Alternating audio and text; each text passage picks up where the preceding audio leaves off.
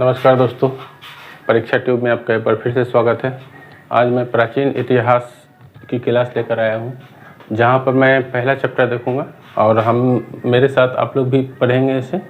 पहले चैप्टर के रूप में पृथ्वी का भूगर्भिक काल एवं मानव का विकास की शुरुआत करेंगे कि पृथ्वी का इतिहास कितना पुराना है और पृथ्वी के साथ साथ मानव का विकास कब तक हुआ है। तो पहले हेडिंग डालेंगे पृथ्वी का भूगर्भिक इतिहास।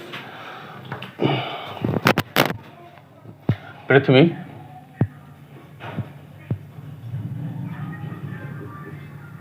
का भूगर्भिक इतिहास।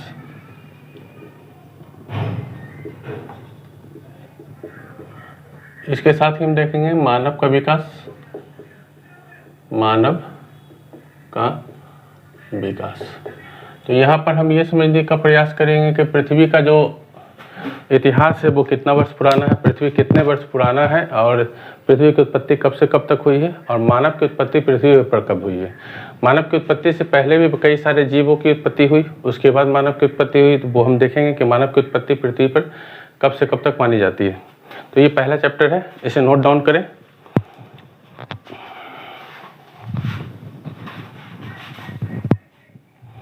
अब हम यहाँ से शुरू करते हैं पृथ्वी का भूगर्भिक इतिहास। तो मेरे साथ साथ आप लोग देखते रहेंगे कि पृथ्वी के भूगर्भिक इतिहास का वर्णन कहाँ से कहाँ तक किया गया है। देखिए, पृथ्वी की जो अनुमानित आयु है वो कम से कम 5 अरब वर्ष मानी गई है। ध्यान से पढ़ेंगे, पृथ्वी की जो अनुमानित आयु है वो 5 अरब वर्ष है। एकदम डील से शुरुआत से लिखते हुए चलेंगे और समझते हुए चलेंगे कि क्या बात है यहाँ से। फिर यहाँ से चलेंगे, फिर देखेंगे कि पूरा तात्विक इतिहास में क्या क्या वर्णन है, फिर पूरा पाषाण काल, नवपाषाण काल, ये सब देखेंगे। उसके बाद सिंधु घाटी सभ्यता, फिर वैदिक सभ्यता, उसके बाद आगे चलते रहेंगे। इसी तरीके का चैप्टर डील बाय डील शुरू होता रहेगा। ठीक है, तो आज है पृथ्वी का भूगर्भिक इतिहास। तो पृथ्वी का जो इतिहास है, माना जाता है कि पृथ्वी का इतिहास ऐसा माना जाता है कि 5 अरब साल हो गए हैं, 5 अरब वर्ष पृथ्वी की उत्पत्ति के हो गए हैं। अब पृथ्वी की उत्पत्ति के तो 5 अरब वर्ष हो गए हैं, लेकिन पृथ्वी की उत्पत्ति के साथ पृथ्वी पर कौन कौन से प्राणियों का जन्म हुआ वो सब हम लोग बाद में देखेंगे। पहले हम लोग ये समझते हैं कि पृथ्वी की उत्पत्ति के साथ साथ पृथ्वी को कितने भागों में बांटा गया था, पृथ्वी पर कितने युग हुए, पृथ्वी पर कितने महाकल्प हुए, कितने एरा हुए, ये सब हम लोग देखेंगे। हर एक युग में किसी न किसी प्राणियों का जन्म हुआ है। ठीक है, जैसे समुद्र में, नदियों में, इन सब किसी न किसी प्राणियों का जो जन्म हुआ है, उन सभी के बारे में इतिहास में हम विस्तार से वर्णन करेंगे। पहले ये हेडिंग उतार लीजिए, पृथ्वी का भूगर्भिक इतिहास, मानव का कर्म, मानव का विकास। तो हम लोग समझेंगे कि पृथ्वी की आयु जो है उसको 3 भागों में हम बांट सकते हैं।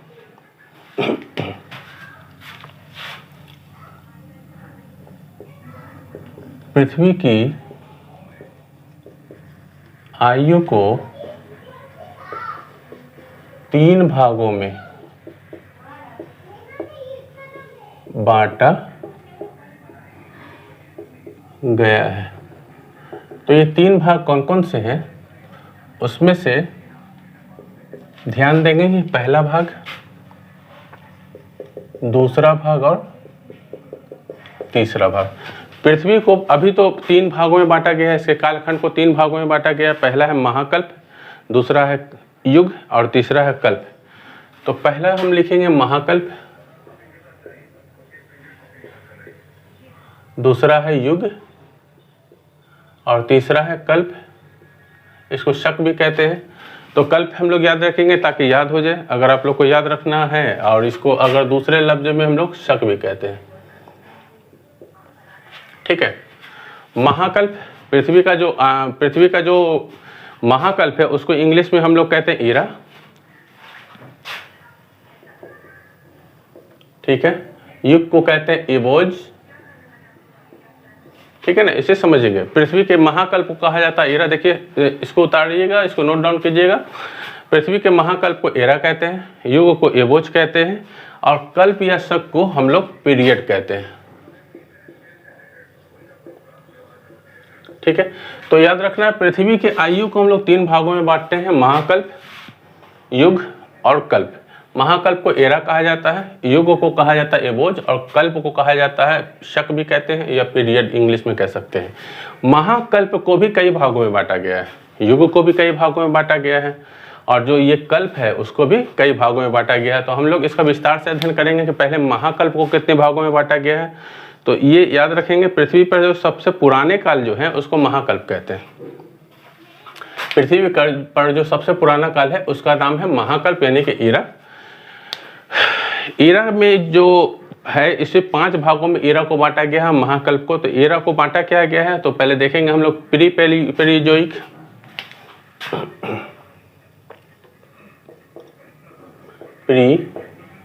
पेरियोजोइक, महाकल्प, ऐसे करके देखेंगे। तो इसके बाद क्या होगा, तो प्री है तो उससे पहले क्या होगा, तो फिर उसके बाद क्या होगा, तो पेलियोजोइक होगा। ठीक है, तो यहाँ पर पेलियोजोइक युग, तो प्री पेलियोजोइक, उसके बाद पेलियोजोइक आएगा, उसके बाद आपका आएगा मेसोजोइक युग। ठीक है,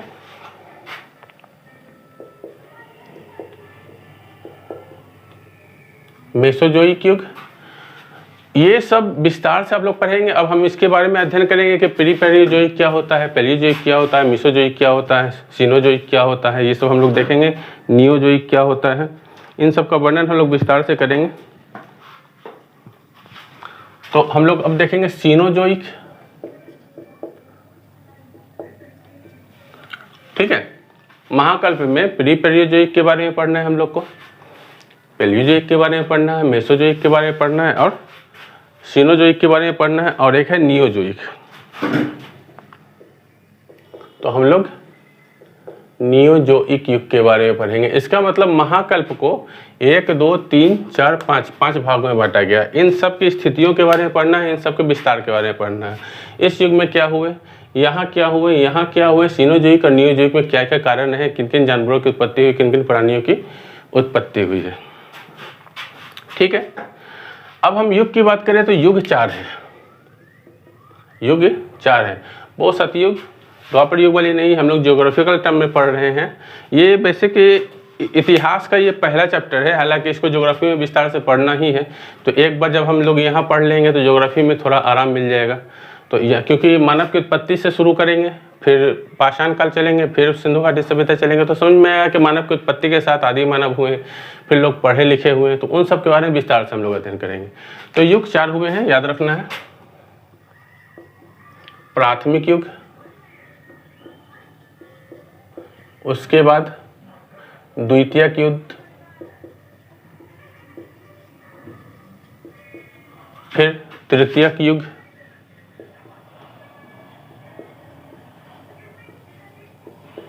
फिर चतुर्थ युग।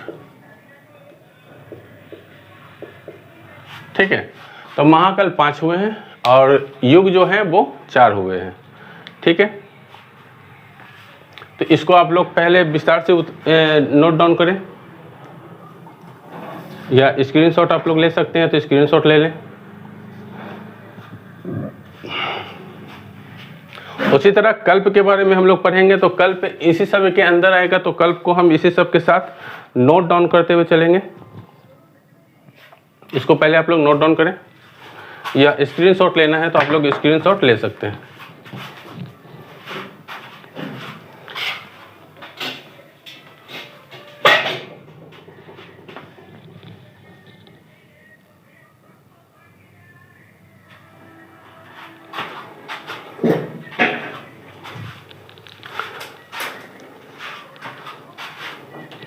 थोड़ी सी समस्या है तार उलझने के कारण, चलिए फिर भी देखते हैं हम लोग आगे। इसे नोट डाउन करें या स्क्रीनशॉट ले सकते हैं तो स्क्रीनशॉट ले लें। हम लोग अब आगे देखेंगे कि कल्प की शुरुआत हम लोग देखेंगे।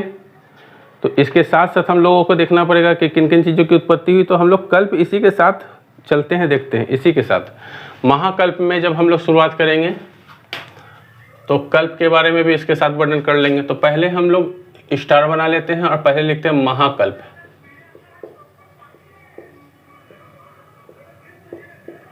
तो महाकल्प के बारे में हम लोग पढ़ेंगे, कल्प इसी में आ जाएंगे। जब हम लोग महाकल्प के बारे में पढ़ेंगे, जब इस एरा में पहुंचेंगे तो इसके अंदर वो कल्प आ जाएंगे, तो वो एक साथ डील हो जाएगा। तो प्री पैलियोजोइक महाकल्प में जो युग तो कोई है नहीं। प्री पैलियोजोइक युग, अगर महाकल्प की बात करें तो महाकल्प में हम लोग पहली बार जो वर्णन करेंगे वो होगा प्री पैलियोजोइक। ठीक है, तो महाकल्प के बारे में हम लोग पहला वर्णन करते हैं, प्री पैलियोजोइक। देखिए, प्री पैलियोजोइक युग की बात अगर हम करें तो इसमें कोई युग नहीं है, प्राथमिक, द्वितीयक, तृतीयक, चतुर्थ। तो जब ये प्री पैलियोजोइक युग चल रहा था महाकल्प, तो उस समय युग की शुरुआत नहीं हुई थी। तो जब उस समय युग की शुरुआत हुई नहीं थी, हिमयुग जैसे होता है, बर्फ जम चुका था पहले धरती पर, तो उससे पहले जो अग्नि की आग पूरी तरह से गर्म था, तो ये सब युग उस समय नहीं हुआ था। उस समय के पहले की बात है प्री पैलियोजोइक में। तो हम लोग देखेंगे इसमें प्राथमिक युग भी नहीं, द्वितीयक, तृतीयक, चतुर्थ। इससे जब प्राथमिक युग हुआ ही नहीं है तो उसके पहले का युग है। तो इसका मतलब है कि इसमें कोई युग नहीं है, कोई युग नहीं है। अब सवाल यहीं से क्वेश्चन पूछ देगा कि किस एरा में युग नहीं है। तो प्री पैलियोजोइक युग में महाकल्प की बात अगर करें तो प्री पैलियोजोइक युग में कोई भी युग नहीं है, क्योंकि ये युग से पहले की बातें हैं। ठीक है, लेकिन इसमें कल्प है।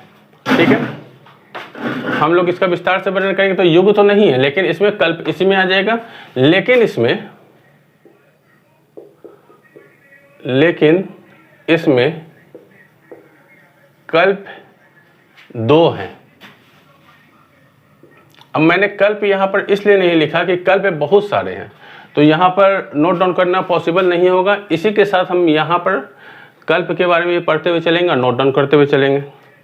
तो आप लोग इसे नोट करें कि प्री पैलियोजोइक युग में इसमें कोई युग नहीं है, इस महाकल्प में कोई युग नहीं है, लेकिन इसमें कल्प की संख्या 2 है। कल्प है कौन?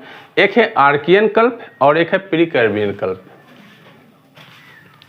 ठीक है, तो इसमें हम कल्प पढ़ेंगे, लिखेंगे कल्प। युग तो लिख चुके हैं, अगर इसको हम इस तरीके से लिख दें तो ज्यादा समझ में आ जाएगा। इसमें कोई, इस तरीके से लिखते हैं प्री पैलियोजोइक युग। ठीक है, तो हम इसके अंदर में हम लोग को क्या देखना है? युग और कल्प देखना है। तो यहां पर हम बना देते हैं डॉट करके युग, लिखेंगे इसमें कोई युग नहीं है। ठीक है, और इसमें कल्प, कल्प की बात करेंगे तो लिखेंगे इसमें 2 कल्प हैं।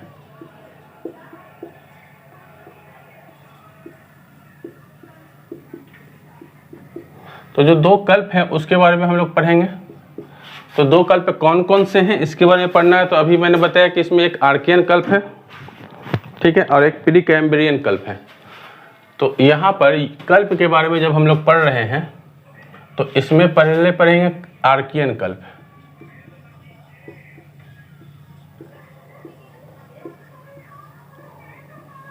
ठीक है, तो इसके बारे में पहले हम लोग डील कर लेते हैं कि आर्कियन कल्प क्या है। उसके बाद हम लोग प्री कैम्ब्रियन कल्प के बारे में हम लोग डील कर लेंगे। इस समय जब आर्कियन कल्प था तो यहाँ पर जीवन की उत्पत्ति नहीं होती है। आप लोग को ये समझना है कि जीवन की उत्पत्ति कहाँ से हुई है। तो यहाँ पर जीवन की उत्पत्ति बिल्कुल नहीं हुई है। तो हम लोग कहाँ लिखेंगे? आर्कियन कल्प में लिखेंगे। इस समय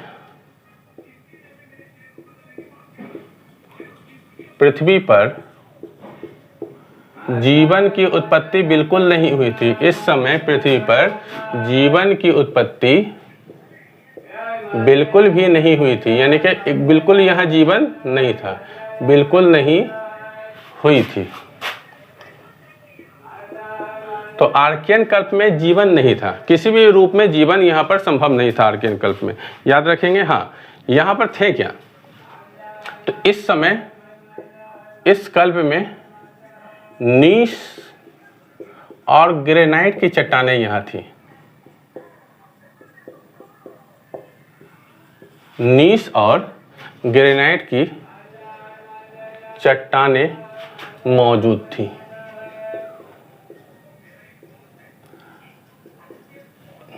ठीक है, तो ये चट्टानें ज्वालामुखी के कारण आई।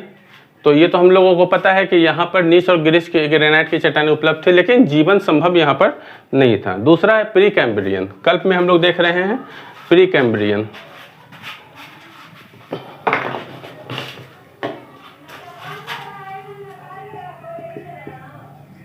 प्री कैम्ब्रियन, तो इसमें हम लोग देखेंगे कि प्री कैम्ब्रियन में कौन कौन सी घटना घटी। तो यहाँ पर नीस और ग्रेनाइट की चट्टानें तो अर्कियन कल्प में चले हैं, लेकिन यहाँ पर अभी भी जीवन का संभव नहीं है। लेकिन हाँ, इतना याद रखेंगे कि यहाँ पर अरावली धारवाल चट्टानों का विकास हुआ है। कहाँ पर हम लोग देखेंगे, तो यहाँ प्री कैम्ब्रियन काल में देखेंगे। यहाँ इस युग में, इस कल्प में अरावली और धारवाड़ के चट्टानों का निर्माण हुआ है। एक बात तो यहाँ पर समझ में आ गया। और यहाँ पर सूक्ष्म जीवों की उत्पत्ति यहाँ पर होने लगी थी। कहाँ? प्री कैम्ब्रियन काल में। तो हम लोग यहाँ लिखेंगे इस समय सूक्ष्म जीवों की उत्पत्ति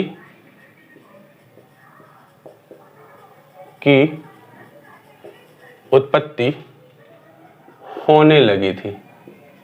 तो यहाँ पर अभी जीवन का विकास शुरू होने लगा था। सूक्ष्म जीवों के रूप में यहाँ पर छोटे छोटे सूक्ष्म जीव उत्पन्न होने लगे थे। तो जीवन का विकास हम लोग समझ सकते हैं कि प्री कैम्ब्रियन काल से शुरू होने लगा था। इसे नोट डाउन कर लें या स्क्रीनशॉट ले लें। इसको मिटा रहे हैं, इसलिए इसका स्क्रीनशॉट आप लोग ले लें। फिर इसके बाद हम लोग आगे बढ़ते हैं। बोर्ड के सामने से हट जा रहे हैं। ठीक है, अगर इतना हो गया है तो फिर हम इसको आगे बढ़ते हैं। बस 2 मिनट का समय दीजिए, तार काफी उलझ जाता है।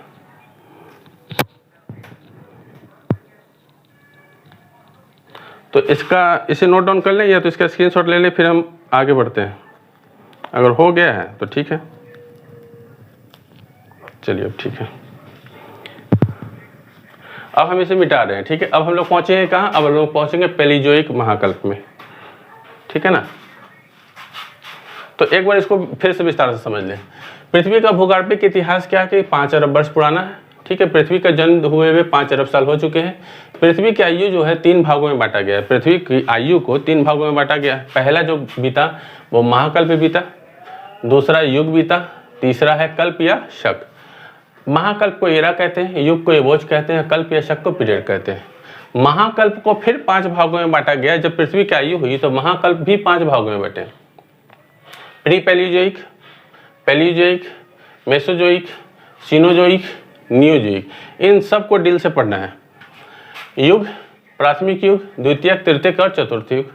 कल्प हम लोग इसी के साथ पढ़ते हुए चल रहे हैं कि प्री पैलियोजोइक में युग तो नहीं थे, लेकिन कल्प तो 2 थे, आर्कियन कल्प और प्री कैम्ब्रियन कल्प। यहाँ लिखना पॉसिबल नहीं था क्योंकि बहुत सारे कल्प हैं, इसलिए यहाँ पर लिखते हुए चलते आ रहे हैं। तो पढ़ते हुए याद करते हुए चलेंगे कि प्री पैलियोजोइक युग में, प्री पैलियोजोइक महाकल्प में कोई युग नहीं है, कोई युग नहीं है, क्योंकि इससे पहले की बातें हैं, प्राथमिक युग से पहले की बातें हैं। तो इसमें कल्प तो हैं, 2 कल्प हैं, आर्कियन कल्प और प्री कैम्ब्रियन कल्प। आर्कियन कल्प में हम लोग क्या देख रहे हैं कि इस समय पृथ्वी पर जीवन की उत्पत्ति नहीं हुई थी। इस कल्प में नीस और ग्रेनाइट की चट्टानें मौजूद थी। इस कल्प में, अच्छा ये तो हो गया आर्कियन कल्प में कि जीवन की उत्पत्ति बिल्कुल नहीं थी और नीस और ग्रेनाइट की चट्टानें उपलब्ध तो थी। लेकिन प्री कैम्ब्रियन काल में जो 2 कल्प है, इसमें महाकल्प, प्री पैलियोजोइक युग के अंदर में 2 कल्प जो हैं, आर्कियन कल्प और प्री कैम्ब्रियन कल्प। आर्कियन कल्प में पृथ्वी पर जीवन की उत्पत्ति नहीं है, लेकिन चट्टानें मौजूद है, नीस और ग्रेनाइट की चट्टानें। प्री कैम्ब्रियन कल्प में इस समय इस कल्प में अरावली और धारवाड़ की चट्टानें मौजूद थी। अरावली आप लोगों को पता होगा कि राजस्थान, गुजरात इससे दिल्ली तक ये मुड़ा हुआ चट्टान है, ये पहाड़ है। भारत की, विश्व की सबसे पुरानी चट्टानें हैं, पुराने पर्वत हैं।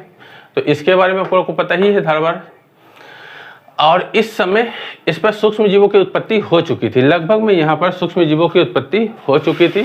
तो यहाँ पर इस कल्प में इतना हम लोग को पढ़ना है, एग्जाम के पॉइंट ऑफ व्यू से इतना हम लोग देख चुके हैं। अब हम लोग चलेंगे कहाँ, पैलियोजिक में। तो हम लोग इसको नहीं मिटाते हैं, यहाँ पर से इसको इरेज कर रहे हैं। मेन कहाँ से हम लोग पढ़ना है, हम लोगों को पढ़ना है प्री पैलियोजिक हो चुका है। तो अब दूसरा जो महाकल्प आएगा, हम लोग महाकल्प के अंतर्गत ही हम लोग देख रहे हैं। तो महाकल्प के अंतर्गत प्री पैलियोजिक देख चुके हैं, अब बचा दूसरा। ठीक है, हम ऐसे लिख सकते हैं पैलियोजोइक।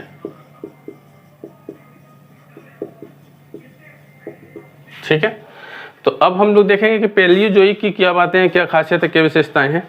तो याद रखेंगे पैलियोजोइक जो है इसमें के अंतर्गत प्राथमिक युग आते हैं। अब यहाँ से प्राथमिक युग की शुरुआत हो जाएगी, लेकिन इसमें कल्पों की संख्या 6 होगी। पैलियोजोइक युग में प्राथमिक युग आते हैं, यहाँ से युग की शुरुआत हो जाएगी। लिखेंगे इस युग में, इस महाकल्प में लिखते हैं, कल्प में प्राथमिक युग की शुरुआत हो चुकी थी, शुरुआत हो चुकी थी। युग की शुरुआत तो हो चुकी है, लेकिन इसमें कल्प कितने हैं तो याद रखेंगे इसमें। अब यहाँ पर हम लोग ऐसे करते हैं, यहाँ पर आप लोग युग लिख लेंगे। तो युग लिख करके डैश दे करके हम लोग यहाँ पर युग लिख सकते हैं कि इस महाकल्प में युग की प्राथमिक युग की शुरुआत हो चुकी थी। दूसरा है कल्प। ठीक है, कल्प, क्योंकि कल्प को यहाँ लिखना बहुत मुश्किल था क्योंकि बहुत सारे कल्प हैं। तो यहाँ पर कल्प लिख करके डैश देंगे, लिखेंगे इसमें 6 कल्प आते हैं। इन 6 कल्पों का वर्णन करेंगे डील करके, ताकि एग्जाम के पर्पज से कुछ क्वेश्चन छूटे नहीं, कुछ भी क्वेश्चन नहीं छूटे। तो चलिए इसे नोट डाउन कीजिए। युग है प्राथमिक युग इस महाकल्प में, और इसमें कल्पों की संख्या 6 है। तो पहले धीरे धीरे लेकर के चलते हैं। पहले इसमें कैम्ब्रियन और ऑर्डोविशियन कल्प आएगा। तो कैम्ब्रियन और ऑर्डोविशियन हम यहाँ पर लिखेंगे कल्प। 6 कल्प हैं, तो पहले को डील करेंगे हम लोग, कैम्ब्रियन कल्प। इसमें प्री कैम्ब्रियन था, इसमें कैम्ब्रियन है।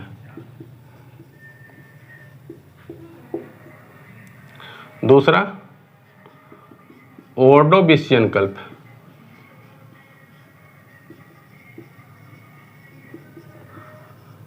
दो लेके चलते हैं क्योंकि 6 कल्प है, क्योंकि एक साथ लिखना पॉसिबल नहीं, उतना स्पेस है नहीं। तो ये पहले आप लोग नोट डाउन करें, कैम्ब्रियन कल्प। कैम्ब्रियन कल्प की खासियत क्या, विशेषता क्या, पहले आप लोग सुन लें। इस कैम्ब्रियन कल्प में विंध्य पर्वत का विकास हो चुका था। समुद्री घास और सूक्ष्मजीव तो पहले से ही थे, तो समुद्री घास का विकास होने लगा, वनस्पति का विकास होने लगा। तो पहले हम लोग यहाँ पे लिखेंगे इस कैम्ब्रियन कल्प में विंध्य पर्वत का विकास हो चुका है। इस कल्प में किसका विकास हो चुका है, तो विंध्य पर्वत का विकास हो चुका है। फिर आप लोग सवाल करेंगे कि ये पर्वत कहाँ से आया, तो आप लोगों को पता होगा कि ज्वालामुखी उद्गार के कारण ये सब पर्वत धरती के गर्भ से धीरे धीरे कई वर्षों में, लाखों करोड़ों साल में ऊपर उठे हैं। ज्योग्राफी में से पढ़ेंगे अच्छे से विस्तार करके। अभी फिर भी इतना समझिए कि इस समय विंध्य पर्वत का विकास हो चुका था। विंध्य पर्वत धरती पर विकसित हो चुके थे। यहाँ पर समुद्री घास आ चुके थे। पॉइंट बना लें, याद करना आसान होगा एक लाइन में। इस समय इस कल्प में समुद्री घास, समुद्र में घास की उत्पत्ति हो चुकी थी, उत्पत्ति हो चुकी थी। तो इस कल्प में आपको समुद्री घास की उत्पत्ति हो चुकी थी, और आपको पता है कि अभी से यहाँ सूक्ष्म जीव की उत्पत्ति तो प्री कैम्ब्रियन काल में ही हो चुकी है। सूक्ष्म जीव की उत्पत्ति तो प्री कैम्ब्रियन काल में हो चुकी है, तो जाहिर सी बात है यहाँ भी सूक्ष्म जीव रहेंगे ही। ठीक है, तो यहाँ पर आप लोगों को लिखना पड़ेगा अलग से फिर से कि यहाँ सूक्ष्म जीव और वनस्पति का विकास हो चुका था। इस कल्प में सूक्ष्म जीव और वनस्पति का विकास हो चुका था, या हुआ लिखते हैं क्योंकि इसी काल में तो हुआ है। ठीक है, तो सूक्ष्म जीव तो पहले से थे, सूक्ष्म जीव के साथ साथ यहाँ वनस्पति का विकास हो गया। तो देखिए अब धीरे धीरे यहाँ पर प्राणियों का विकास शुरू हो चुका है। ठीक है, अब यहाँ पर एक बात याद करने वाली बातें हैं कि यहाँ पर एक और जीवों की उत्पत्ति है, जिसमें हम कह सकते हैं कि समुद्र की घास जब उत्पन्न हुआ तो यहाँ पर इस कल्प में, याद रखेंगे, जब समुद्र में घास उत्पन्न हुआ तो इस कल्प में उसी समुद्र में बिना रीढ़ वाले जानवर, बिना रीढ़ वाले जीवों की उत्पत्ति हुई। इसके रीढ़ नहीं थी, जितने भी जीव थे इसके रीढ़ की हड्डियां नहीं थी, जीवों की उत्पत्ति हुई। वन लाइनर में आप लोग उतारें, नोट डाउन करें, क्योंकि याद करना वन लाइनर में काफ़ी आसान होता है। ठीक है, वन लाइनर में याद करना काफ़ी आसान होता है, इसलिए एक एक लाइन में याद करते हुए चलेंगे। इसके अंदर का 4 पॉइंट ही तो है कि इस कल्प में देखिए समझिए, प्री पैलियोजोइक है, प्री पैलियोजोइक में हम उसको पढ़ चुके हैं।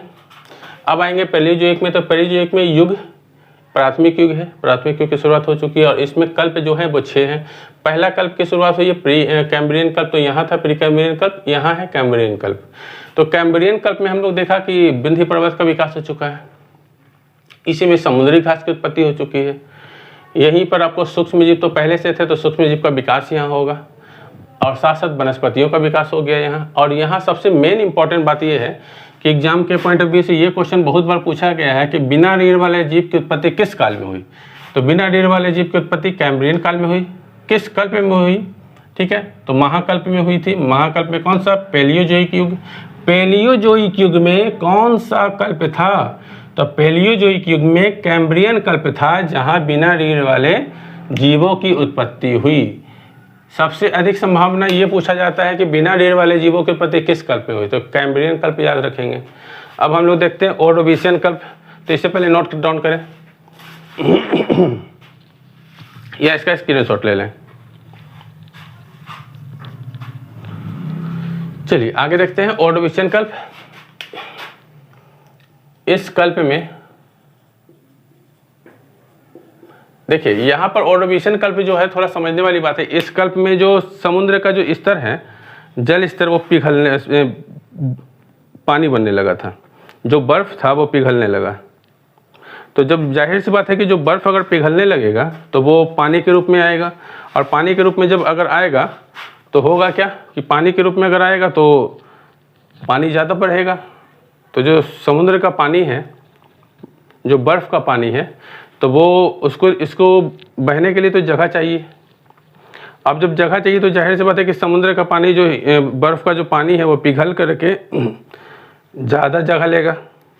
तो ज़्यादा जगह लेने का मतलब ये है कि जो समुद्र का पानी है वो ज़मीन पर आने लगा और उसको जलमग्न करने लगा। तो समुद्र का जो पानी था वो ज़मीन की ओर चला गया, और बर्फ पिघलने के कारण और ज़मीन की ओर चला गया, और धीरे धीरे क्या हो गया कि पूरा का पूरा सागर, जो समुद्र था, वो पानी धरती पे चला आने लगा। अगल बगल जितने भी धरती थे वो सब जलमग्न हो गए इस पानी से। ये याद रखेंगे। तो इसमें लिखेंगे सागर। इस कल्प में सागर धरती स्थल, या हम लोग यहाँ लिख सकते हैं स्थलों पर प्रवेश कर गया।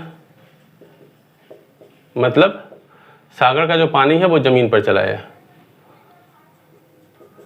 ठीक है ना, सागर जो है वो जमीन पर, उसके पूरे के पूरे जो जमीन है उस भाग पर भी पानी चला आया। ये बहुत इंपॉर्टेंट बातें हैं, इसको लिखिएगा और इसको नोट डाउन कीजिए। इसमें बस एक ही पॉइंट है, याद करें ना, आसानी होगा। तीसरा पॉइंट आप लोग नोट डाउन करें। ओर्डोविशियन के बाद तीसरा पॉइंट नोट डाउन करें, सिल्यूरिन। सिल्यूरिन कल्प। सिल्यूरिन अच्छे से लिख देते हैं।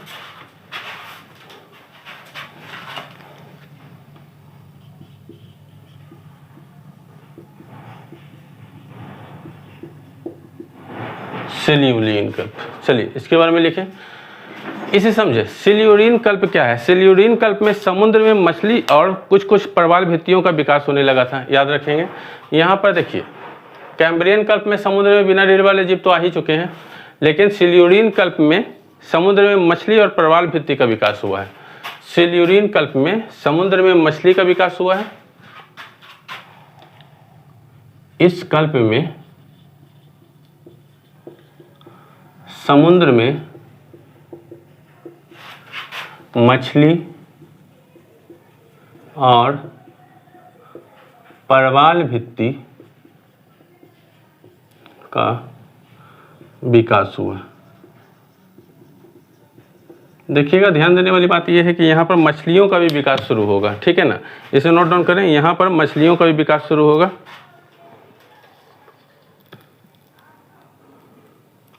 ठीक है, इस कल्प में समुद्र में मछली और प्रवाल भित्ति का विकास हुआ। बड़ी बड़ी मछलियां यहाँ पर उत्पन्न होने लगी। यहाँ पर एक पॉइंट और लिखेंगे, इस कल्प में रीढ़ की हड्डी वाले प्राणी भी उत्पन्न होने लगे।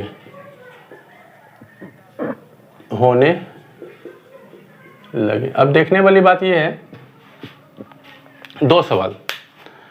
किस कल्प में बिना रीढ़ वाले प्राणियों की उत्पत्ति हुई? तो हम लोगों को पता है कि कैम्ब्रियन कल्प में बिना रीढ़ वाले प्राणियों की उत्पत्ति हुई। तो फिर एक क्वेश्चन ये भी बनेगा कि किस कल्प में मछलियों का विकास हुआ? सिल्यूरिन कल्प। किस कल्प में रीढ़ वाली हड्डियों वाले प्राणियों का विकास हुआ? सिल्यूरिन कल्प। सिल्यूरिन कल्प इंपॉर्टेंट इसलिए भी है क्योंकि ये क्वेश्चन कई बार पूछा जा चुका है कि मछलियों की उत्पत्ति समुद्र में कब हुई? तो सिल्यूरिन कल्प में। बिना रीढ़ वाले हड्डियों की उत्पत्ति कब हुई? तो सिल्यूरिन कल्प में। इसको आप लोग नोट डाउन करें। अब इसको या स्क्रीनशॉट ले लें, इसे अब इरेज कर रहे हैं। 3 कल्प अभी बचे हैं इसमें, तेजी में।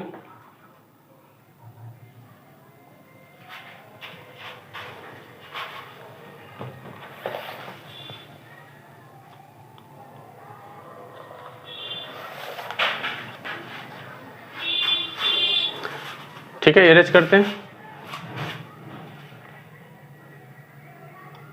तो अभी हम लोग तो 3 और देखना है ना, तो इसको मिटाते हैं।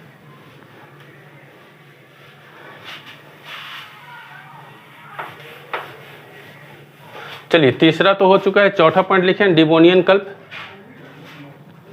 ठीक है, डिवोनियन कल्प लिखेंगे। इसमें देखिएगा, समुद्र में है ना शार्क मछली का विकास होने लगा। ये चौथा पॉइंट है, डिवोनियन कल्प। क्या होगा? यहाँ पर समुद्र में शार्क मछली का उद्भव हुआ। इस कल्प में समुद्र में शार्क मछली का विकास हुआ। वन लाइनर ही नोट डाउन करेंगे, ज़्यादा अच्छा होगा, याद करना में ज़्यादा परेशानी नहीं होगी। इस कल्प में समुद्र मछली में शार्क मछली का विकास हुआ है, इसको याद रखना है। उभयचरों की भी उत्पत्ति यहीं हुई है। उभयचर लिखें, इसी कल्प में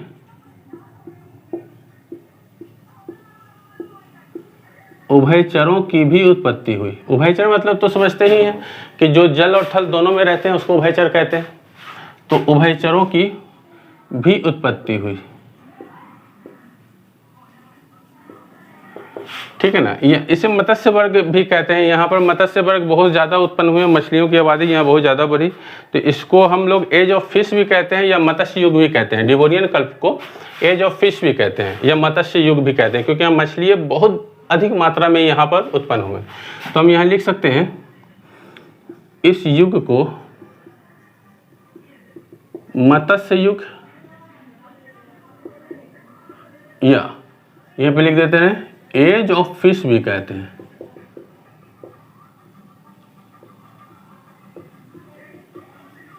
ठीक है, इसे नोट डाउन करें।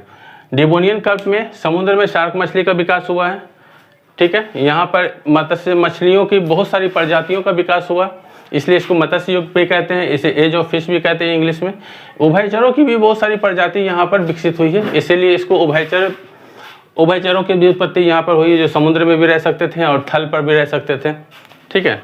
अगला काल होगा कार्बोनिफेरस, जल्दी जल्दी नोट डाउन करें। कार्बोनिफेरस,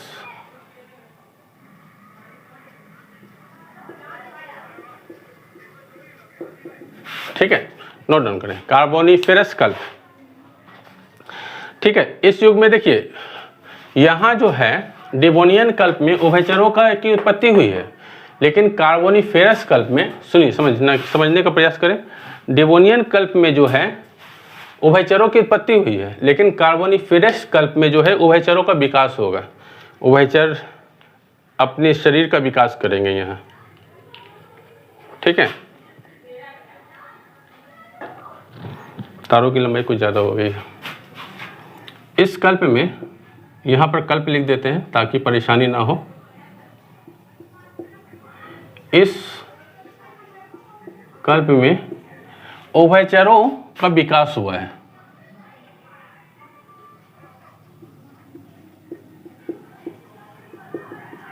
उभयचरों का विकास हुआ, ठीक है। इस कल्प में उभयचरों का विकास हुआ, इसको नोट करें। और इसी कल्प में क्या होगा, इस कल्प में कार्बोनिफेरस में उभयचरों का विकास हुआ और इस समय 40-40 फुट के पेड़ होते थे जो काफ़ी लंबे लंबे होते थे। तो जाहिर सी बात है कि इस युग में 40-40 फुट पेड़ होते थे, उससे भी ऊंचे ऊंचे पेड़ होते थे। तो इतनी ऊंची बड़ी मात्रा में पेड़ होने के कारण क्या होगा कि पेड़ बहुत ही जल्दी गिर भी जाएंगे, ठीक है। देखिए समझने के प्रयास करें। इस युग में, इस कल्प में 40 फीट ऊंचे पेड़ हुआ करते थे।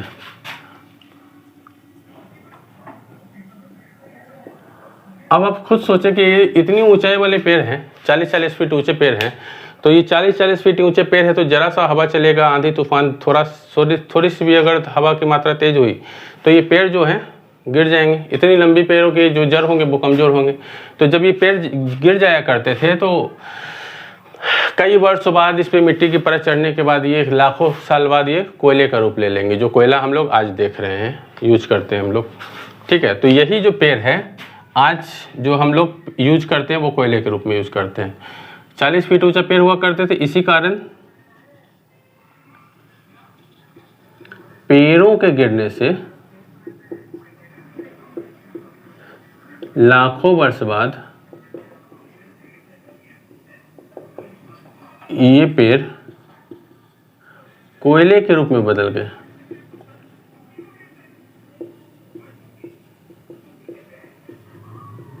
ठीक है, उभयचरों का तो विकास हुआ ही है, साथ साथ यहाँ पर इतने लंबे लंबे पेड़ हुआ करते थे कि यहाँ इस पेड़ जो है थोड़ी भी मात्रा में अगर हवा की मात्रा तेज हुई तो यहाँ पेड़ गिर जाया करते थे। यही पेड़ जो है कोयले के विकास के रूप में काम किया है, यहाँ कोयले का निर्माण हुआ है।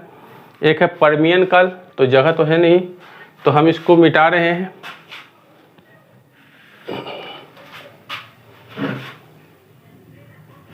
ठीक है, या तो इसका स्क्रीनशॉट ले लें पहले।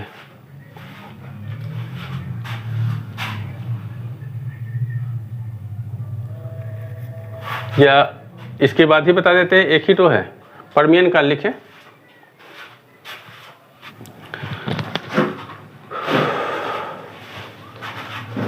ठीक है, ये तीसरा कल्प हम लोग पहले ही जो एक में देख रहे हैं कि ये जो छठा कल्प है पर्मियन कल्प। पर्मियन कल्प में क्या हुआ है, तो पर्मियन कल्प में, इस कल्प में जर्मनी में ब्लैक फॉरेस्ट जो पर्वत होते हैं उसका विकास हुआ है पर्मियन कल्प में। ये पहली जो एक कल्प के जो छठा महाकल्प है वो है, तो इस छठा महाकल्प है पर्मियन कल्प। इस कल्प में जर्मनी में ब्लैक फॉरेस्ट का विकास हुआ। इसी कल्प में बाजफिश मछली की प्रजाति है, बाजफिश प्रजाति का विकास हुआ, और इसी कल्प में कई सारे पर्वतों का भी विकास हुआ है। तो ये छठा कल्प हम लोग यहाँ तक देख चुके हैं। वीडियो का लेंथ काफ़ी बड़ा हो जाएगा, इसलिए इसके जो लास्ट 3 पॉइंट है, मेसोजोइक, सिनोजोइक और नियोजोइक, इसे हम कल डिस्कस करेंगे। तब तक के लिए इतना नोट डाउन करें और इसे अच्छी तरह से याद करें। जो आज नोट्स कर रहे हैं वो उसे आज के आज रिवीजन कर लें, याद कर लें, ताकि फिर इसको भूलने की संभावनाएं कम हो जाएंगी। तो इतना आप लोग लिख लें, फिर हम लोग 3 युगों का वर्णन कल करेंगे, क्योंकि वीडियो का लेंथ काफ़ी बड़ा हो जाएगा। तब तक के लिए धन्यवाद।